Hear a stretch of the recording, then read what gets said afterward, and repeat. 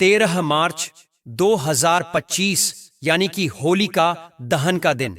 अगर आप इस दिन मेरे द्वारा बताए गए वृक्ष की जड़ में दूध चढ़ा देते हैं तो आपको रातों रात अमीर बनने से कोई नहीं रोक सकता है। रातों रात आपके पास इतना पैसा आएगा कि कोई यकीन नहीं कर पाएगा। मैं आपको वीडियो में बताऊंगा कि आपको कौन से वृक्ष की जड़ में दूध चढ़ाना है, कितने बजे चढ़ाना है, कौन दूध चढ़ा सकता है, कौन नहीं चढ़ा सकता है। यह सब जानकारी मैं आपको आगे वीडियो में दूंगा, इसलिए आप वीडियो को पूरा देखिए, बीच में छोड़कर मत जाइए, क्योंकि अधूरा ज्ञान कभी भी काम नहीं आता है।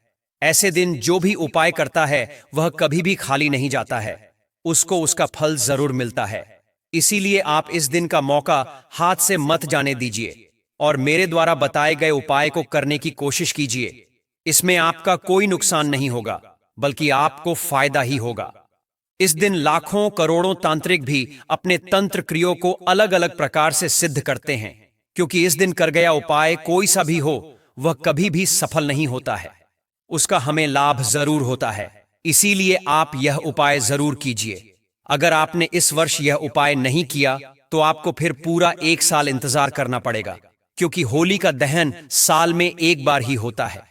अगर आप भी किसी सिद्ध के द्वारा मंत्र का जाप करके उसे सिद्ध करना चाहते हैं तो होली का दहन के दिन सभी पेड़ पौधे जागृत अवस्था में होते हैं। सभी पेड़ पौधों में देवी देवता निवास करते हैं। इस दिन चंद्रमा भी अपनी 16 कलाओं से परिपूर्ण होता है। चंद्रमा के 16 कलाओं से परिपूर्ण होने के कारण हमें बिना वस्त्र के, अर्थात कुछ हिस्से को छोड़कर बिना वस्त्र के, हमें थोड़ी देर चंद्रमा की रोशनी में घूमना चाहिए। इससे आपको कभी कोई बीमारी नहीं होगी। अगर आपके शरीर में कोई बीमारी है तो भी वह चंद्रमा की शीतल रोशनी से दूर हो जाएगी और आप हमेशा स्वस्थ रहेंगे।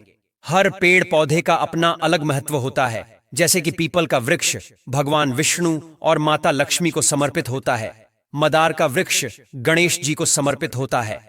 इस तरह अलग अलग वृक्ष में अलग अलग देवी देवताओं का निवास किया जाता है, लेकिन सभी वर्षों में देवी देवता जरूर रहते हैं। इसीलिए होलिका दहन के दिन किया गया उपाय कभी भी सफल नहीं होता है, हमेशा सफल होता है।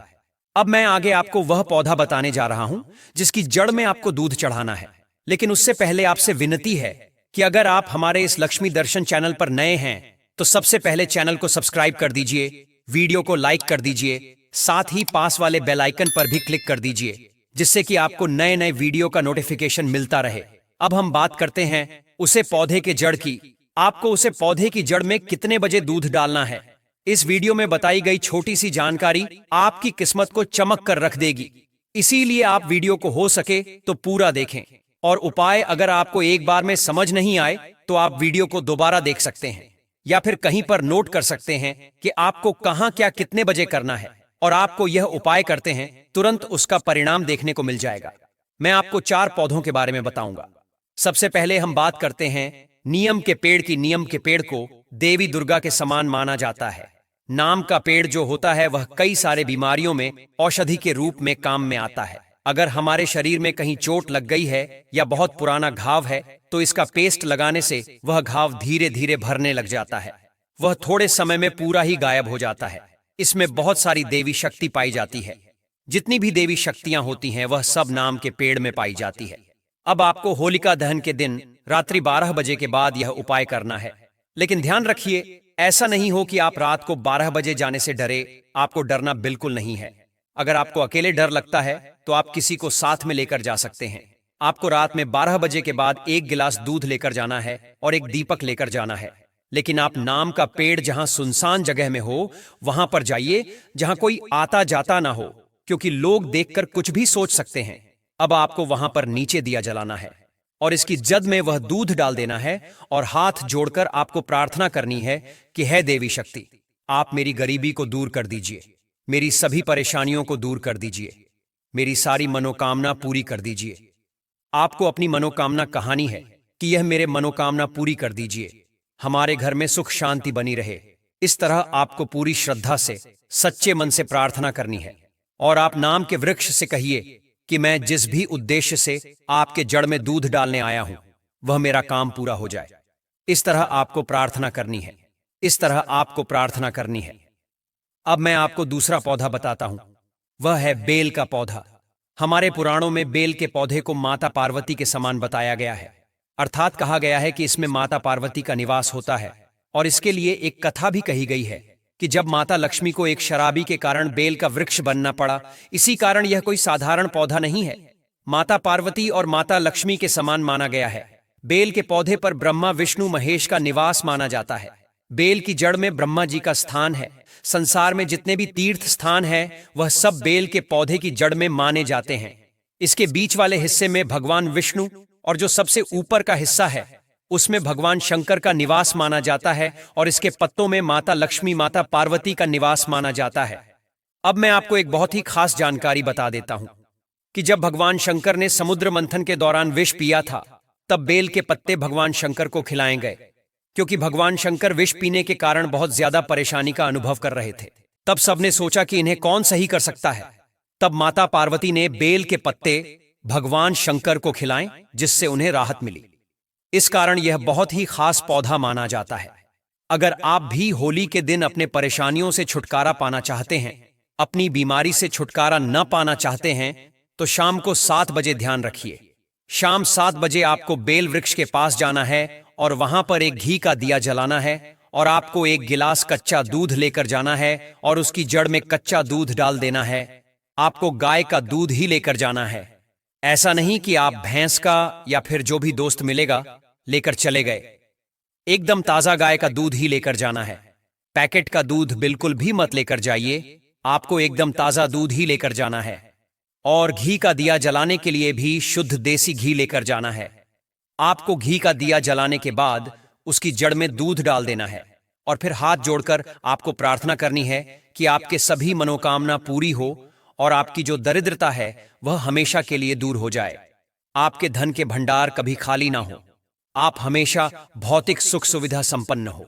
अब अगले पौधे की हम बात करते हैं, वह है तुलसी का पौधा। तुलसी का पौधा बहुत ही ज्यादा पवित्र माना जाता है। जिस घर में भी तुलसी का पौधा होता है, उसे घर में नकारात्मक ऊर्जा का बिल्कुल भी बात नहीं होता है। हर तरफ सकारात्मक ऊर्जा ही रहती है। जैसे जैसे तुलसी का पौधा बढ़ता है, वैसे वैसे उसे घर का है सदस्य तरक्की करता चला जाता है।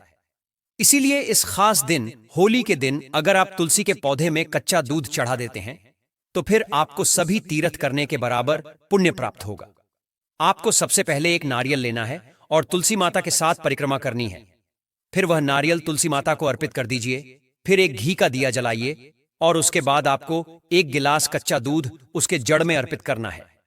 अगर आपने इस दिन तुलसी माता की जड़ में दूध को अर्पित कर दिया, दूध को डाल दिया, तो फिर आपको बहुत ही ज्यादा पढ़ने की प्राप्ति होगी।